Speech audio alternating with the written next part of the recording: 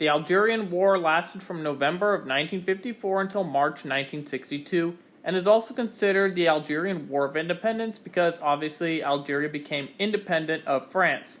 The war was primarily fought between the Algerian FLN and the French. However, a third faction also entered the scene in 1961 that opposed peace and fought against both sides. This was the OAS. The French-Algerian Pied-Noir population, which lived in Algeria and was strongly opposed to Algerian independence, would see many join the OAS.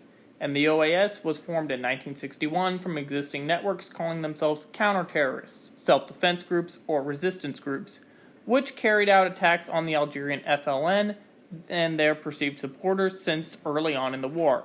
However, the OAS was officially formed as a response by some French politicians and military officers to the January 8, 1961 referendum on self-determination concerning Algeria, which had been organized by President de Gaulle.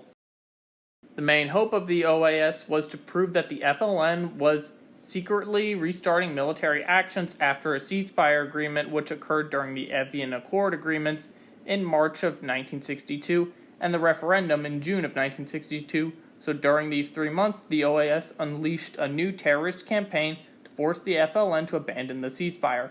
Over 100 bombings were occurring each day and detonated by the OAS in March in pursuit of this goal. OAS operatives also set off an average of 120 bombs in March, with targets including hospitals and schools. And targets were not limited to Algeria. They were also doing bombings within France itself. Dozens of Arab residents would be killed at Place du Gouvernement when 24 mortar rounds were fired from the OAS stronghold of Bab el-Oued. On March 21st, the OAS issued a flyer where they proclaimed that the French military had become an occupation force. It organized car bombings, and 25 were killed in Oran on February 28, 1962, and an additional 62 were killed in Algiers on May 2nd, and there were many other instances like this. The French government had had enough, and then came the Battle of Bab el-Oued, which was principally a battle between the French Gendarme Mobile and the OAS Commando Delta. French government forces used M8 Greyhound armored cars to control the exits of the town, whilst suspicious buildings were surveyed from the air by T-6 and T-28 aircraft departing from French air bases.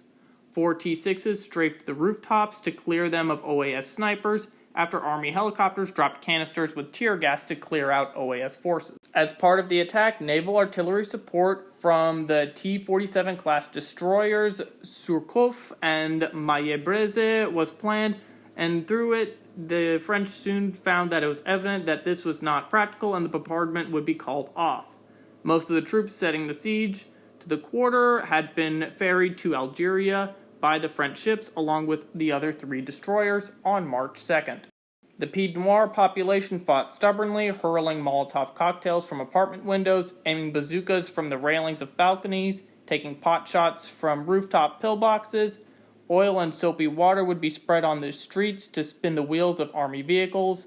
However, soldiers would be advancing from doorway to doorway, crouched to fire from behind trash cans filled with uncollected garbage.